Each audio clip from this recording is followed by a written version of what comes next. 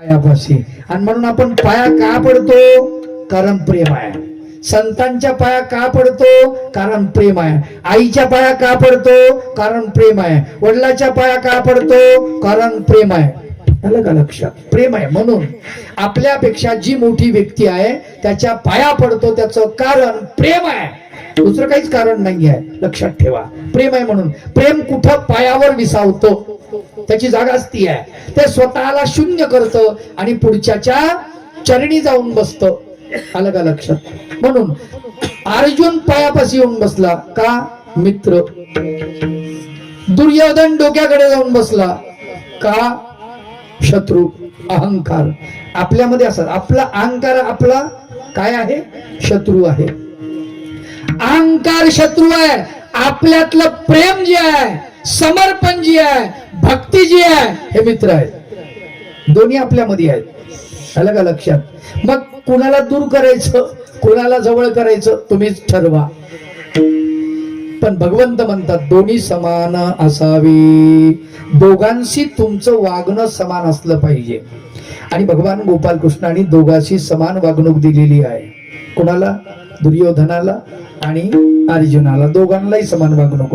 म्हणले कस काय येणं केलं? म्हणले देवा भगवंता आता म्हणले आमच्याकडे ते युद्धाचं काम आता बरोबर ठरलं युद्ध. आणि म्हणजे देवा तुम्हीच आले होते शिष्टाई करायला, ते मोडलं ना, मग आता युद्ध ठरलं, पक्क झालं. हा म्हणले ते ठीक आहे, काय हरकत नाही, बरं झालं, चांगलं झालं, तुमचं तुम्ही पाहा आता काय ते.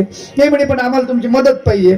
मदत पाहिजे. बरं, न धरी न शस्त्र मी करी, गोष्टी सांगेन युक्तीच्या चार. बस म्हणले मी हातात शस्त्र धरणार नाही आणि फक्त गोष्टी सांगेन. अर्जुनाला असं वाटत होतं की दुर्योधनानं भगवंताला मागून घ्यावं. त्या गंमत असते प्रत्येकाची गोष्ट. आणि दुर्योधनाला असं वाटत होतं की अर्जुनानं भगवंताचं सैन्य न मागून घ्यावं. प्रत्येक आपापल्या याच्यावर होता. मग शेवटी भगवंत म्हणाले दुर्योधन भाऊ, हा तुमचा लहान भाऊ आहे, मग त्याला मागण्याचा अधिकार त्याला आहे. म्हणले पहिले त्याला दिलं पाहिजे, त्याला मागू द्या. ठीक आहे भाऊ म्हणे, काय मागू द्या त्याला. मग त्यानं सांगितलं म्हणे देवा भगवंता मला तू पाहिजे, मी पाहिजे. अरे म्हणले मी काहीच करणार नाही, मी पाहिजे, मी तुझ्याकडे राहील पण मी काही करणार नाही. गोष्टी सांगेन फक्त तुला, गप्पा सांगेन. तर ते म्हणे हरकत नाही, तू पाहिजे फक्त, तू असलं की का माझं काम संपलं, मला काही गरज नाही. आणि मग हा म्हणतो मनामध्ये देवा भगवंता मग आता नाही इलाज नाही, सैन्य मी घेऊन जातो. कोण म्हणतो असा? दुर्योधन. खरं तर आतून उकळ्या फुटले त्याला. चांगलं वाटलं, बरं झालं सैन्य भेटलं, भगवंताची नारायणी सैन्य. आणि त्या काळामध्ये असं होतं, नारायणी सैना ज्याच्याकडून आहे त्याला कोणी हरवू शकत नाही, एवढी बलाढ्य सैन्य होती भगवंताची.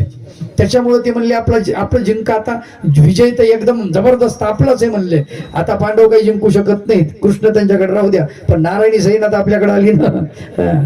आता तुम्हाला सांगतो हे सगळं तो घरी आनंदानं गेला. आणि कोणाला सांगतो? घरी गेल्यानंतर पहिलं गेल्या मामा मामा मामा. तेवढे काय झालं रे एवढ्या आनंदात का? अहो मामा गजब झाली. म्हणले काय गजब झाली? अहो म्हणले काय सांगावं तुम्हाला, भगवान गोपाल कृष्णाची जी सेना होती सगळी नारायणी सेना आपल्याच गावी येऊन मिळाली. पण हुशार होता त्या काळामध्ये तो जो होता शकुनी न, सगळ्यात हुशार होता. लक्षात ठेवा. ते म्हणे सैन्य आपल्याला येऊन मिळालं भगवंताचं, पण भगवंत कोणीकडं? ते म्हणे भगवंत ते निहत्य, शस्त्र काही हातात नाही म्हणले. आणि ते निशस्त्र असलेला म्हणले अर्जुन घेऊन गेला येडा. येड्या म्हणले अर्जुन, येडा नाही, अर्जुनाचाच फायदा झाला म्हणले, तुला माहित नाही. ते म्हणलं गोष्टी सांगेन युक्तीच्या चार. मी म्हणलं आमच्या इथं काय प्रवचन आहे का तुला बोलवायला?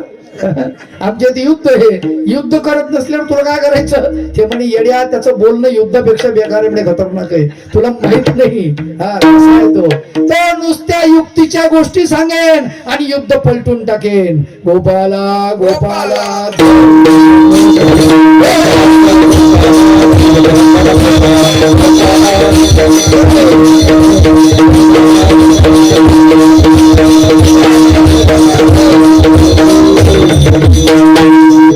या अगोदर भगवंतानी शत्रू म्हणून जरी असेल दुर्योधनाला तरी चान्स दिला होता, तरी दिला होता. म्हटले 5 गावं यांना देऊन टाका. किती गावं? 5 गावं. बस म्हणले भागून घेतील 5 गावं द्या. ते म्हणे नाही नाही नाही नाही, 5 गावं नाही, सुईच्या टोकानं उकरेल एवढी जमीन सुद्धा देणार नाही. काय म्हणणं आहे? आता अवघड काम आहे ना असं म्हणल्यावर. महाभारतामध्ये सुंदर श्लोक आलेला आहे. जानामि धर्मणच मे प्रवृत्ती जानाम्य धर्मणच मे निवृत्ती केनापि देवेन हृदि स्थितेन यथा प्रेरितोस्मि तथा करोमि. धर्म काय हे मी जाणतो म्हणाले, अधर्म काय हेही जाणतो म्हणाले, पण मला अधर्मानच वागायचं आहे. काय मग आता काय करू? एखादा माणसाला म्हणलं अरे दारू पिऊ नये, ते म्हणते मला कळतो दारू पिण्याचे काय तोटे येते, मला माहिती आहे, पण मला सोडायची नाही. आता याला काय बोलावं? अवघड गोष्ट असते. चल दे भाऊ जोरात पी, आपल्याला काय करायचं? कठीण असतं की नाही? तसा दुर्योधन, तसा समजावून सांगितलं भगवंतानी. दिनकर रामधारी यांची याच्यावर एक कविता आहे, फार सुंदर कविता आहे. ते म्हणतात, वर्षों तक वन में घूम घूम बाधा विघ्नों को चूम चूम सा धूप घाम पानी पत्थर पांडव आए कुछ और निखर. सौभाग्य न सब दिन सोता है देखे आगे क्या होता है. मैत्री की राह बताने को, सबको सुमार्ग पर लाने को, दुर्योधन को समझाने को, भीषण विध्वंस बचाने को भगवान हस्तिनापुर आए, पांडव का संदेशा लाए. काय म्हणतात भगवंत? दो न्याय अगर तो आधा दो, पर इसमें भी यदि वादा हो तो दे दो केवल 5 ग्राम, रखो अपनी धरती तमाम, हम वही खुशी से खाएंगे, परिजन पर असीना उठाएंगे. दुर्योधन वह भी दे न सका, आशीष समाज की ले न सका, उल्टा हरि को बांधने चला. उल्टा हरि को बांधने चला, जो था सत्य साधने चला. जब नाश मनुष्य पर छाता है, पहले विवेक मर जाता है. हरि ने भीषण अहंकार किया, अपना स्वरूप विस्तार किया, डगमग डगमग दिग्गज डोले, भगवान कुपित होकर बोले, जंजीर बनाकर सांध मुझे, हा हा दुर्योधन बांध मुझे. यह देख गगन मुझ में लय है, यह देख पवन मुझ में लय है, मुझ में विलीन संसार सकल, मुझ में लय झंकार सकल, अमरत्व फूलता है मुझ में, संघार झूलता है मुझ में. उदयाचल मेरा दीप्ति भाल, भूमंडल वक्षस्थल विशाल, भुज प्रतिबंध को घेरे है, मैनाक में रूपक मेरे है. दृग हो तो दृश्य अकांड देख, मुझ में सारा ब्रह्मांड देख. विराट स्वरूप जणू काही दाखवलं दुर्योधनाला, आणि दुर्योधन भगवंताला बांधायला निघाला. तिथे नाही बांधता आला. त्याला बांधण्यासाठी एकच शस्त्र लागतं. त्या शस्त्राचं नाव भाव. काय नाव आहे त्याचं? भाव. भावाने तो आकळल्या जातो. नकाष्टे विद्यते देवो न पाशाने न मृण्मये, भावो हि विद्यते देव तस्मात भावो हि कारणम. म्हणून भाव अत्यंत महत्वाचे. भाव नावाच्या शस्त्रानं त्याला आकळता येतं, भाव नावाच्या दोरखंडानं त्याला बांधता येतं. बाकी बांधू शकत नाही त्याला कुणीच, त्रिभुवनात कुणीच बांधू शकत नाही.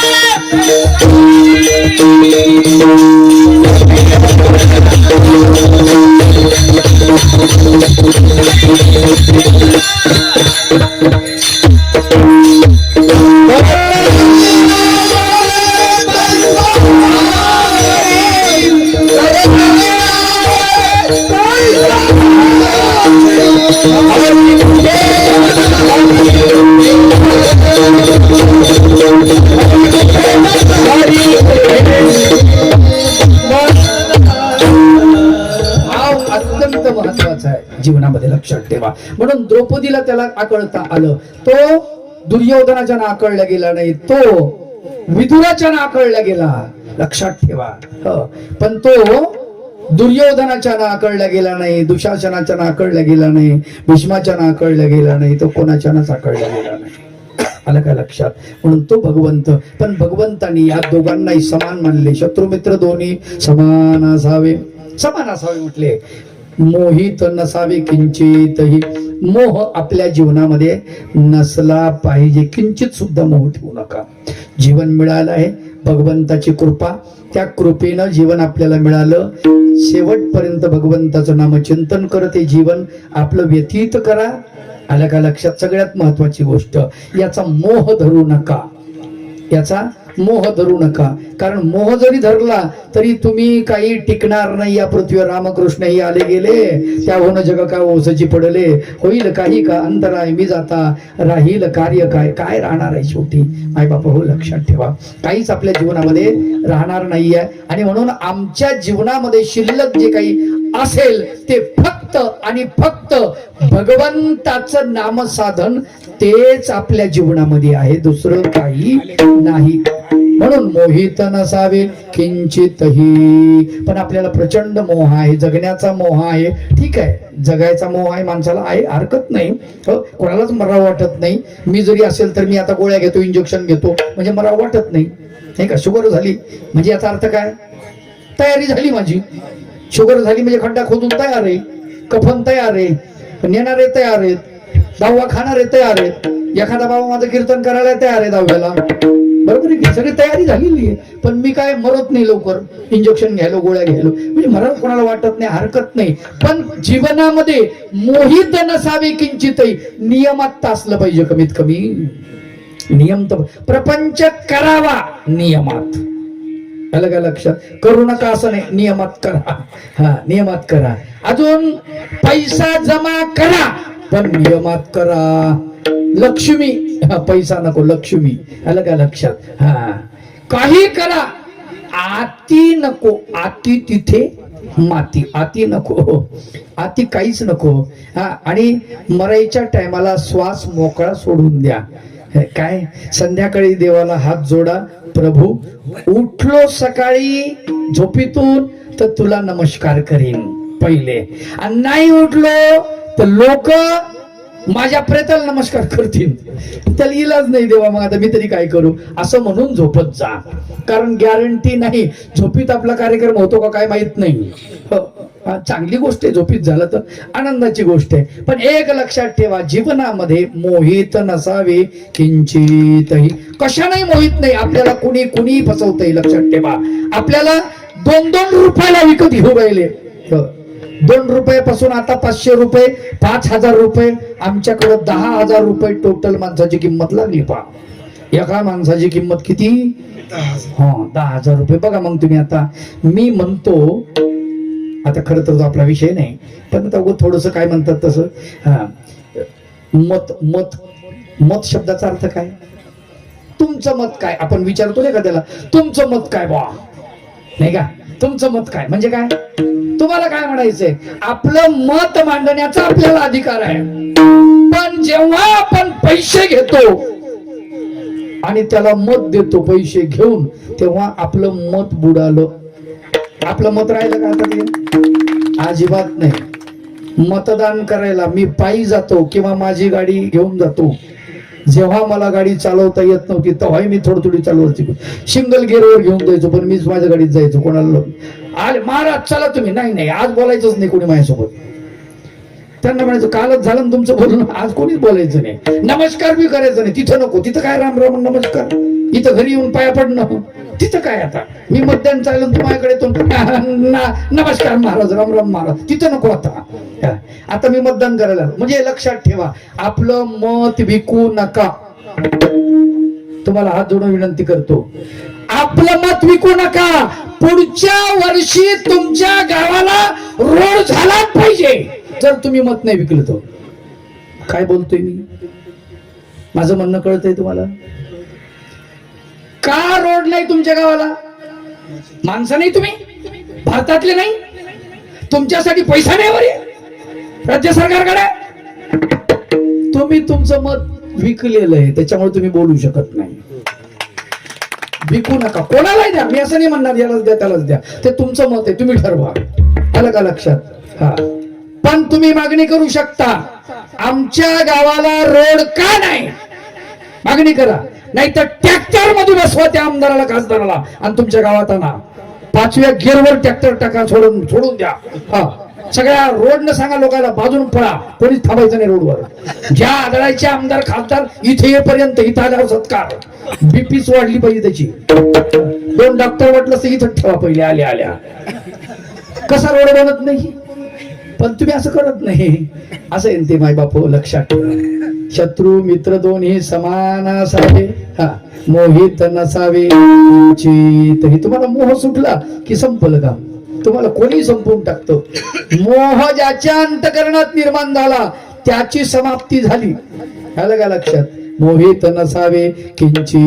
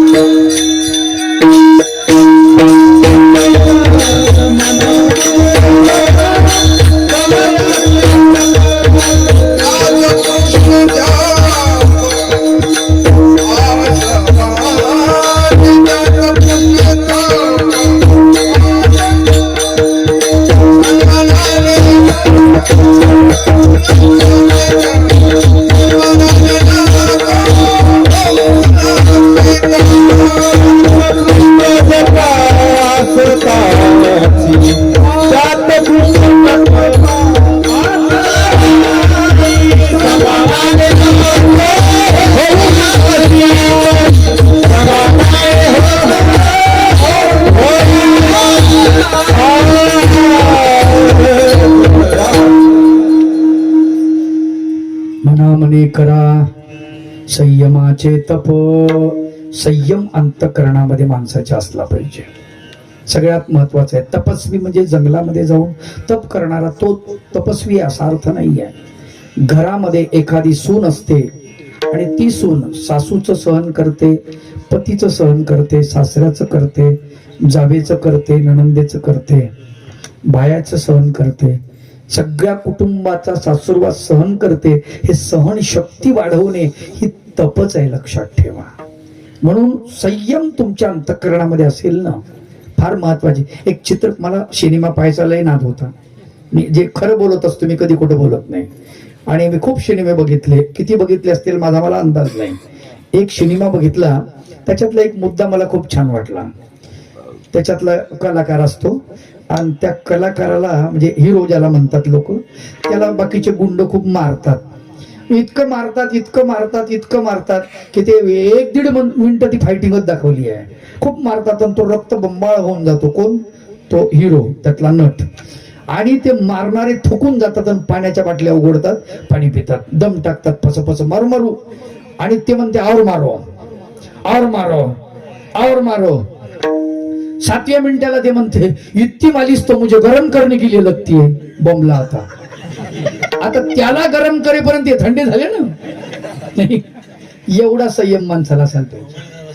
आलं का लक्षात? कुठला चित्रपट आहे माहित नाही, परंतु मला गंमत वाटली. संयम फार महत्वाचा आहे, लक्षात ठेवा. भगवान गोपाल कृष्ण किती शिव्या दिल्या शिशुपाळानं? किती दिल्या? प्रचंड प्रमाण, 100 शिव्या नाही, 100 शिव्या दिल्या असं ऐकतो आपण. भगवान गोपाल कृष्ण शांत, 99 शिव्यापर्यंत शांत. 1 नाही 2 नाही, 1 नाही 2 नाही, इतक्या सहन करतात. अरे ते चिडलं ना, ते भीम चिडला आणि भीम गदा सावरायला लागला. तो युधिष्ठिर म्हणतो यार थांब, हे आपलं गिराईक नाही, भगवंताचं गिराईक आहे, तू काय मदत पडायला? ते भगवंतन ते पाहून घेतील, तू शांत बस ना. देव काही म्हणत नाही, तू कशाला शांतपणा करतो? आणि शेवटी भीमाला शांत केले त्यांनी. 100वी शिवी होईपर्यंत भगवंत सहन करतात. आपली गंमत अशी आहे, पहिली जर कोणी शिवी दिली तर आपण एवढे गरम होतो, एवढे गरम होतो, प्रचंड गरम होतो. आलं का लक्षात? इथं बाजारला 2 हातडीचा एक माणूस आणि इथला एक माणूस, 2 जण गेले परतूरला बाजारला. मग बाजारात झाले भांडणं, दोघांची भांडणं झाले. आता काहीतरी मोटरसायकल वरून सायकल काहीतरी झालं असेल, बाचाबिची. ते म्हणे ये माझ्या गावात तुला दाखवतो.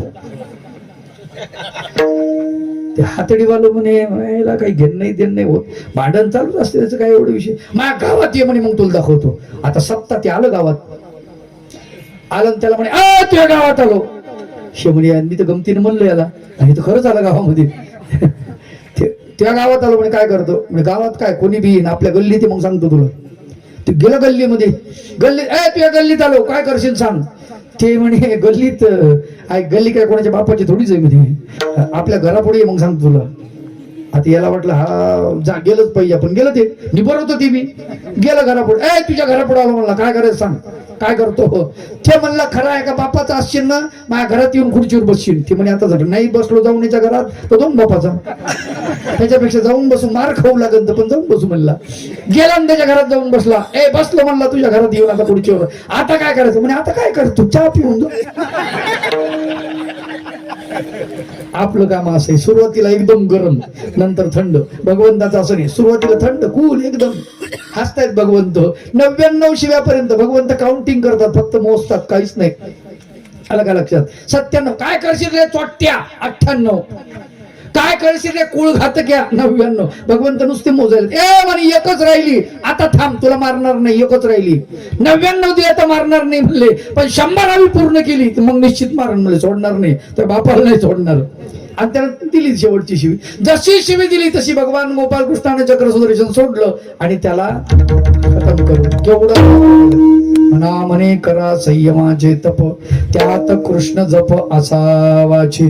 त्यात कृष्णाचा जप असला पाहिजे, आपल्यामध्ये संयमाचं तप असलं पाहिजे. माय बाप हो लक्षात ठेवा, जेवढं मिळतं आपल्या नशिबानं मिळतं, जेवढं मिळालंय भगवंताच्या कृपेनं मिळाले, जेवढं मिळणार आहे तेवढं आपल्यासाठी पर्याप्त आहे. जास्त मिळण्याची हाव करू नका. 2 भाकरीच्या नादामध्ये 1 भाकर तोंडातली खाली टाकू नका. त्या कुत्र्यासारखं आलं का लक्षात. लई मिळन लई मिळन लई मिळन. आणि हे बँकेवर जसे पैसे तुमच्याकडे वाढले ना तसे हे बँका लई निघाल्यात पहा, अंधाऱ्या बँका सगळ्या मल्टी स्टेट बँक, कितीतरी करोडो बँका, आणि त्या बँकेचं नाव बी नाही पताही नाही. 2-4 वर्ष चालतात, तुमचे पैसे गडप झाले का बँका बुडीत आणि तुम्ही इकडं एंडरिंग पिता. अवघड काम आहे लक्षात. म्हणून ज्या पैशाच्या मागे लागू नका. संयम तुमच्या जेवढं दिलंय ना देवान तुम्हाला पर्याप्त आहे, तुमच्यासाठी तेवढं गरजेचं आहे, तेवढं तुम्हाला मिळालेलं आहे. देव कुणावरच अन्याय करत नाही लक्षात ठेवा. जर अन्याय केला तर तो भगवंत नाही, तो भगवंत नाही, तो भगवंत आहे म्हणून तो कुणावरच अन्याय करत नाही. संत सांगतात म्हणा म्हणे करा संयमाचे तप त्यात कृष्ण जप असावाचे. गोपाला गोपाला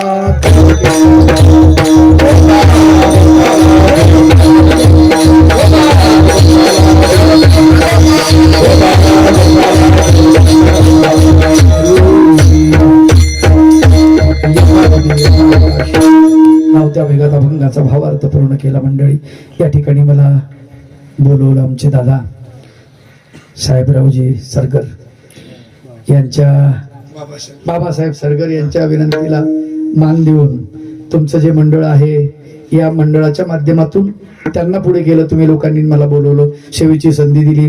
मला वाटते माझी 3री वेळ आहे इथे या गावामध्ये येण्याची, आणि झालेली सेवा भगवान गोपाल कृष्णाचरणी समर्पित करतो. मृदंगाचार्य त्रय मृदंगाचार्य बसले म्हणजे मृदंगाचार्यच आहेत, गायनाचार्य बरोबर असं भजन आहे आता. वा वा क्या बात आहे. आणि आमचे गायनाचार्य टाळकरी मंडळी सर्वांचे मनपूर्वक आभार मानतो. आणि माझा छोटासा आवाज मोठा करून आमचे दादांनी तुमच्यापर्यंत पोहोचवला, अगदी त्यांचे मनपूर्वक आभार मानतो. आपण सर्व मातृतुल्य पितृतुल्य सर्वांचे मनपूर्वक आभार मानतो. झालेली सेवा भगवान गोपाल कृष्ण चरणी समर्पित करतो. आता क्षमा करा उदार होनी, क्षमा करा